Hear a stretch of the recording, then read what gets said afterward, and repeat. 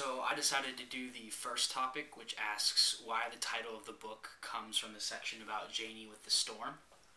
And so the first question is, why does Zora Neale Hurston take the title from this section?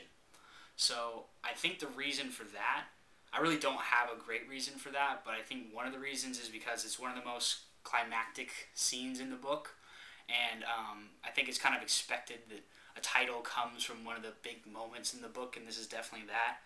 Beyond that, I don't really have a good answer. I didn't really see any connections personally, so I think that's the answer to that question.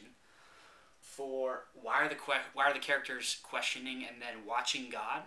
The characters are first questioning God because they're questioning what they did because they're religious.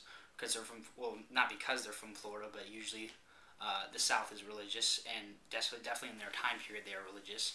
So they're looking to God and asking what they did to deserve this storm, and why is he bringing this storm on them, because they don't really think it can just be for nothing.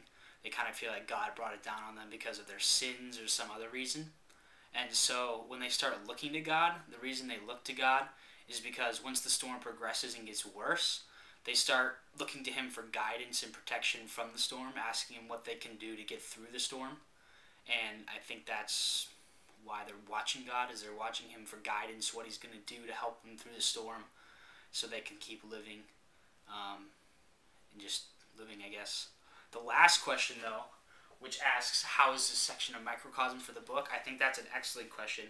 And I didn't really think the passage as a whole, I didn't find anything there, but there was a specific quote from the passage that I thought did explain it very well.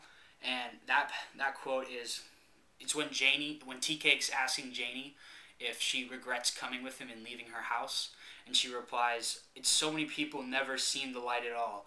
I was fumbling and God opened the door." And I think that really explains the whole book, because when in the beginning of the book, Janie just goes by what her grandmother says and marries Logan and just expects to have happiness, and she doesn't really get that there. So in her mind, it's starting to turn that, marriage doesn't equal happiness. So then she runs off with Jody, and she thinks she has happiness, but as soon as he gets to the new town and starts building the store and all that, it doesn't really turn out like she expected. And so her years with Jody, keeping her emotions hidden and just doing what he wants, is kind of her years of fumbling around. And that's part of the fumbling around part of the quote.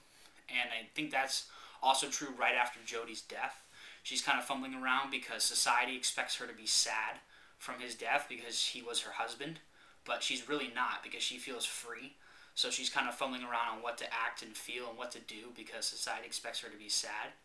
And for God opening the door, I think that's when she thinks that God killed Jody. And I think that's one of the things he did to open her doors, because it brought her out of that part of her life. And he also brought Tea Cake in, and that really opened her doors. And I think she is glad that she took the opportunity and left with Tea Cake.